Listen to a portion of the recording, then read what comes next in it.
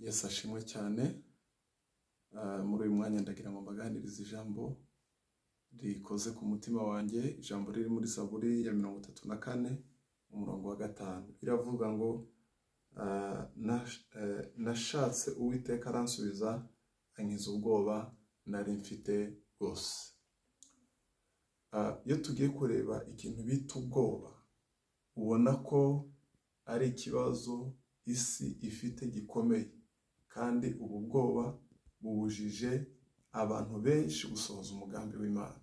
Cyane cyane ndashaka kuvuga ku rushako, aho umugabo n'umugore bananiwe gutanga ubuzima mu rugo rwabo kubera ubwo gutinya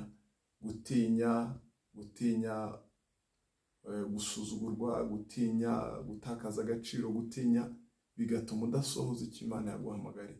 Ndagira ngo nkubwire, Imana yaguhuje n'umugabo wawe n'umugore wawe, yaguhuje nawe kugira ngo umuhe ubuzima. Hari ikintu abuze ngo abe uw'Imana ishaka, kandi nta wundi ugomba kukimuha uretse wowe. Niyo mpamvu ugomba gukubita ubwoba hasi ukamenya ngo Imana muri kumwe nayo. Uyu mugaragu w'Imana Dawidi aravuga ngo nashatse Uwiteka ankiza ubwoba nari mfite bwose.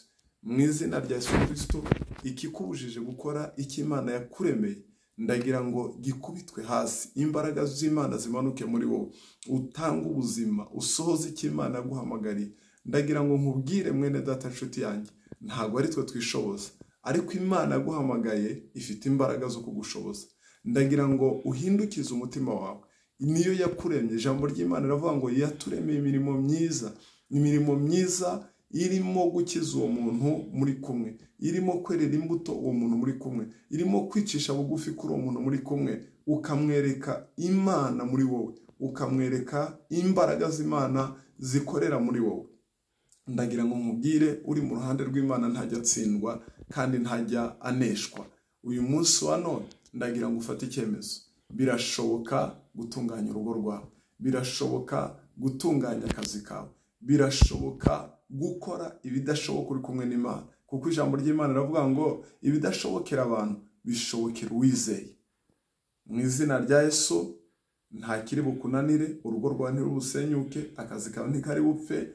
Urahagarara kandi usohoze umugambi w'Imana. Ubwoba reka ubukubite hasi. Ijambo ry'Imana riravuga ngo kuko tutaha umwuka w'ubwoba udusubiza mu bato, ahubwo twaha umwuka w'imbaraga. Uzura imbaraga mu izina rya Yesu. Ndabakunda. Imana ibagirire